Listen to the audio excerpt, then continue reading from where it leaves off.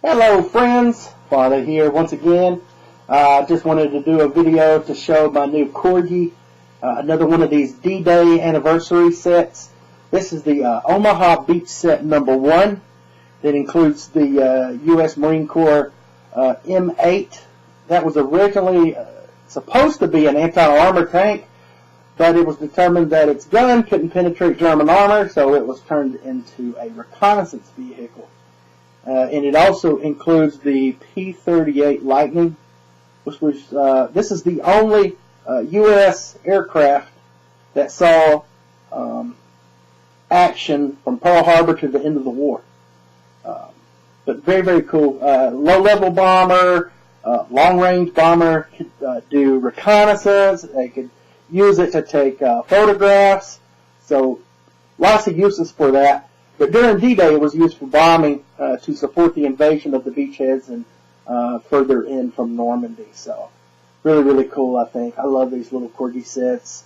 They've got more sets that you can get, including like Vietnam and Desert Storm. I want to get that. You can see that Huey helicopter. I want to get one of those. That and the Black Hawk are my two favorite helicopters. Never rode in a Huey, but did ride in a Black Hawk when I was at Fort Campbell, so really, really cool. So I'm going to open this up, and I'll show you what it looks like unboxed. So I will be right back.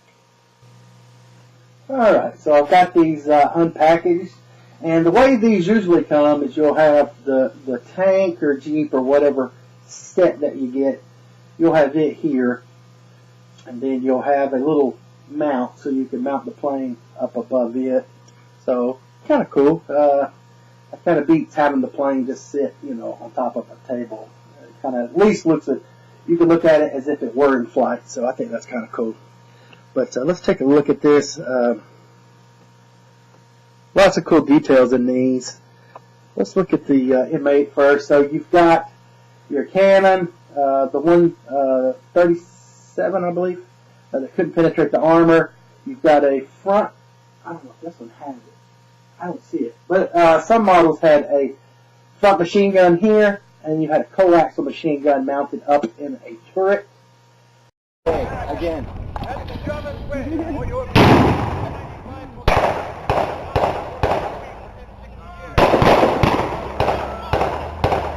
Here comes a hand cannon.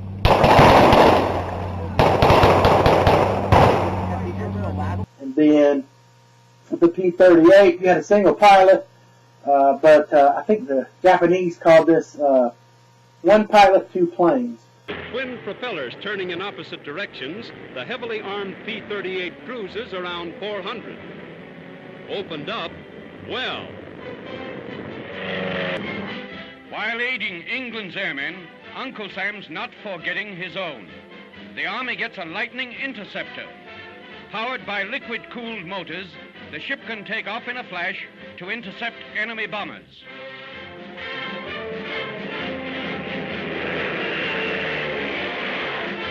A flying arsenal with machine guns and cannon in its nose. But because of its design. But like I say, this was built for doing a number of different missions, including some long range stuff. So they could actually mount fuel tanks underneath, one on each side, to give it long-range capability. So, but primarily used as a bomber. And I wanted to take this off if I could, without damaging anything. And I don't know if you could see it, but if you've watched any documentaries or movies, I guess it's not going to show it. There we go. About, let me see if it'll focus.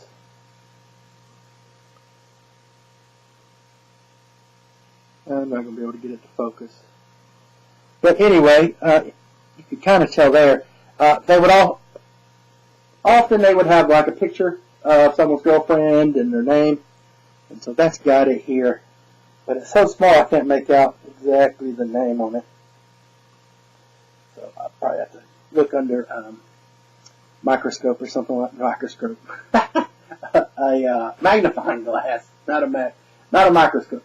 But anyway, really, really cool. And those black markings indicated that this plane was in fact in the war, basically. Those black wing markings.